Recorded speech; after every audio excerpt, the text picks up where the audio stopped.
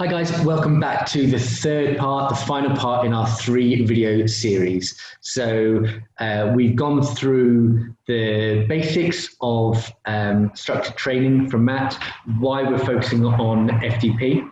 We've gone through the structure of a training week. So the real benefits of doing 4 on-bike sessions per week over 3. The reasons why we have rest days and the reasons why quality intense sessions are going to give you a lot better results than just going out for dead miles or for longer unstructured rides. So the whole week is about 2.5 hours of structured training plus your weekend ride. And we've allowed in this, we suggest you try and get a similar time each week, but you can do it whenever you can, fitting it into those schedules. Matt talked a little bit in the last video about overtraining. I think if you're new to structured training, it's probably something that you won't need to worry about for quite some time. Overtraining really comes from sort of months and months of pushing yourself a little bit too hard and probably loading with a few more hours than we're suggesting in this thing. So really the key thing here is sticking to that 2.5 hours of structured training per week, and that's when you start to see the results. Matt's going to just talk very quickly about an offer that we've got coming for you tomorrow on the email. But one of the key things of sticking to your training plan is doing your training as part of a community. So the research shows us that you have a 42% better chance of sticking to your plan if you're riding as part of a community. And that's for a few reasons. It's because A, you're more accountable. So if you don't turn up to a meetup, obviously that's more visible. If it's just yourself, it's really easy to not turn up to a session, to find an excuse not to do something. If you're part of that community, you have way more accountability. You also start to create friendships with people, and you have more motivation to ride there because this person that you've met is going to be on the same Zwift ride. So you have lots more reasons to stick to a plan. We've seen that ourselves as a huge reason why people have succeeded before. So if you've tried riding just unstructured on Zwift, or if you've tried things like Trainer Road or Sufferfest, where it's just you training on your own, one of the huge things you could be missing from your training is joining part of the community and adding that accountability. And Matt's going to talk very quickly on that, but tomorrow we launch our new training block, and we'll have much more details in your emails tomorrow.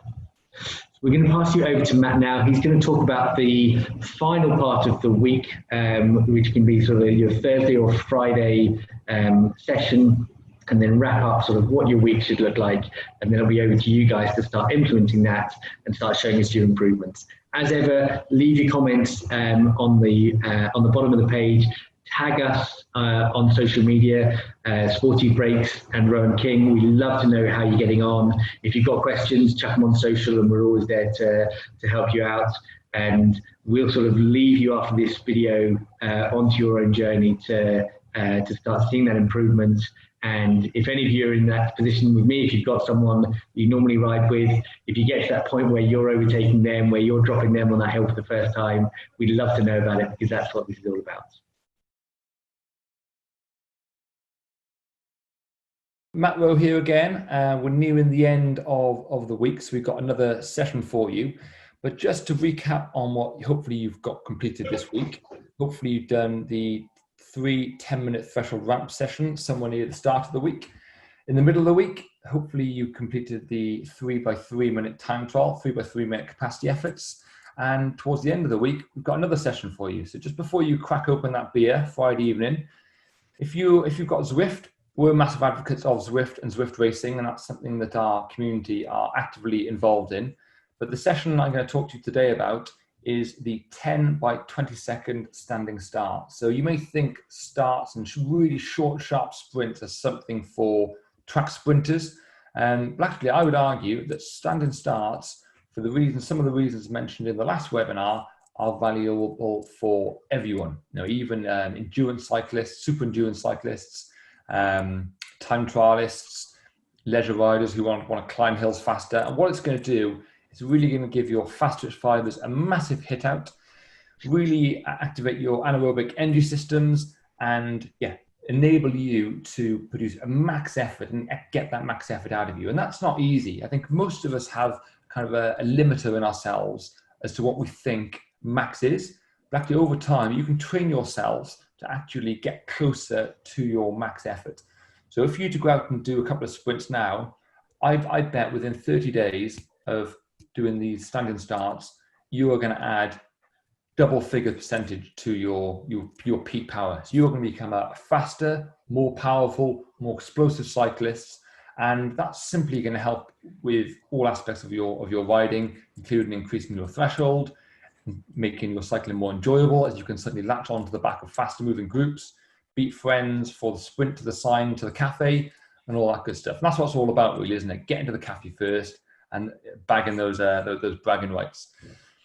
But just going to talk very briefly about the ride. So again, it may not be a term that you've heard before, but check your emails, because we're launching the next onboarding for our membership site soon, very soon this month. And we only do that once a quarter, so there's very limited chances to jump on board. But there's a community there who are all building as one group to develop their cycling ability in a fun, structured way. There's yoga sessions, strength and conditioning sessions, obviously structured training plan for on-bike stuff, and a series of webinars wrapped around that as well. So hopefully there's plenty in there. Keep your eyes onto your emails and don't miss that. So yeah, Friday, 10, 20-second starts. Give them a go. They're going to be painful, probably something different to what you've ever done before. But if that's the case, if you've never done this type of thing before, there's some low-hanging fruit there, and you are going to benefit more than anyone. So I really recommend get stuck in. And what is it? 3.5 minutes of absolute pain.